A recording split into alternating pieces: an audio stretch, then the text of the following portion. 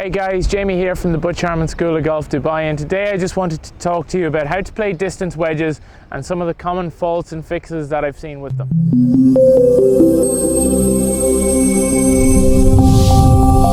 Okay, so when we're talking about distance wedges, what kind of distance are we talking? Well, roughly speaking, I generally would class distance wedges as anywhere from about 25 yards right up to maybe 70, 80, 90, or even 100 if you're a really powerful player.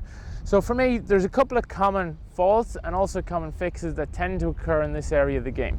For me, the most common thing I tend to see with most golfers is a backswing that's far too long. And the result of this means that they've gotten too much power going into, let's say, a 40-yard or a 30-yard flag here.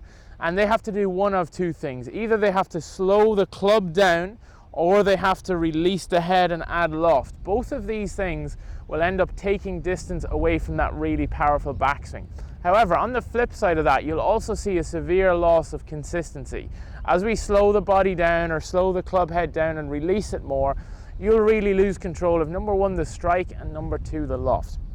So what would I like to see a bit more of? Well, number one, this is probably 40 yards away from us here. So what I want to see is a backswing that's a little bit shorter than you feel necessary. So for me here, a backswing should roughly come up hands just above hip high with a small hinge. I'm using a 54-degree wedge, so basically my sand wedge for this shot. As we come through, I want to see one thing and one thing only. I want to see from that backswing position somebody's chest turning and continuing to turn at speed through the golf ball.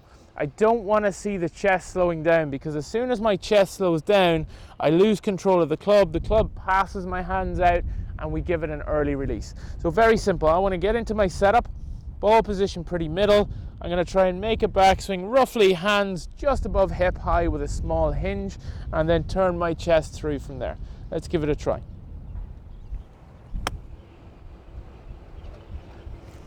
And you see there a nice controlled finish. I'm able to turn my body through to the target. I always like the feeling of my chest facing the target. So no matter what I do with a wedge, I always want to feel like as I turn through, my chest stays looking at the target. I see so many guys finish the swing off and they're almost still looking at the ball as their arms rise back above their shoulders. And this is just a death wish when it comes to wedge shots. Let's give it one more go. And again, for me, just going through those couple of key things with you, I'm always looking for a very neutral or centered ball position. I always like the feeling of not too long in the backswing, and then that nice turn of my chest through to the target. Generally speaking, I'll have the finish a little bit above where the backswing went to. Let's give that one more go. Ball position middle, hands roughly just above hip high, and a nice turn.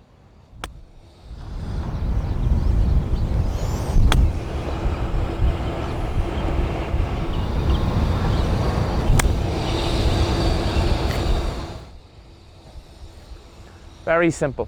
One of my favorite drills, or one of my favorite practice routines, involves a tour striker ball. So this is just basically an inflatable ball. I can wrap it around my neck and it can stay up between my arms. You can use like a size 2 football that's got a little bit less air in it, will also help.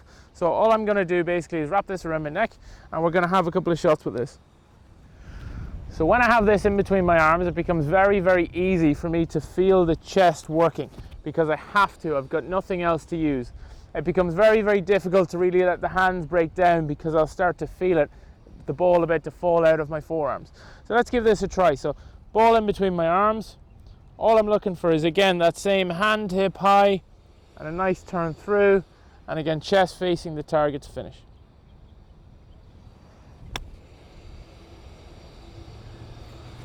And again, a nice simple shot there. So we see good flight, we see a nice simple turn into the backswing, and a good acceleration of the chest through the shot. That's everything I'm looking for. So try this at home. Try and get yourself, like I say, either a tour striker ball, there's ones called impact balls, or even just a simple deflated size 2 football. All of those can help you with your wedge game.